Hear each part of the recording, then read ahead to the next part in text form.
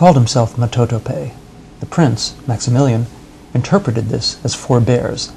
By any name, he was the rock star of the Plains Indians, the Mandan chief with the big personality that the Prince and George Catlin and others wrote about, the one that Easterners and Europeans loved to read about.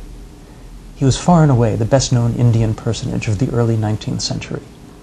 It wasn't just the big personality. He had a big wardrobe, too. Each day he posed for his portrait by Karl Bodmer, he showed up in a different outfit. And Bodmer, the all-time greatest painter of the American Indian, got every detail. In this portrait, Mato-Tope poses in the elaborate regalia, indicating his elevated chiefly status. The long overshirt is made from bighorn leather, it's trimmed with ermine tails and decorated with ornate beadwork and quill-work. Figures that symbolize brave deeds and accomplishments are painted on the shoulders. Red spatter marks on the front represent old wounds suffered in warfare.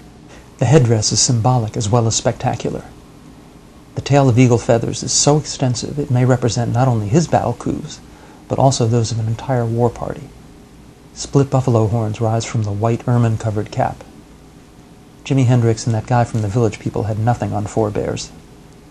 In this portrait, he appears as the painted warrior. The hand painted on his chest signifies that he captured prisoners.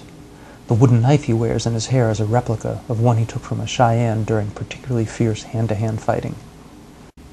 Bodmer painted this proud warrior in 1834, 3 years before he succumbed to the smallpox epidemic that decimated the tribes of the American Great Plains.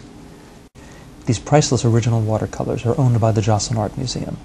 For the first time ever, they've now been reproduced, perfectly recreated by Discovery Editions.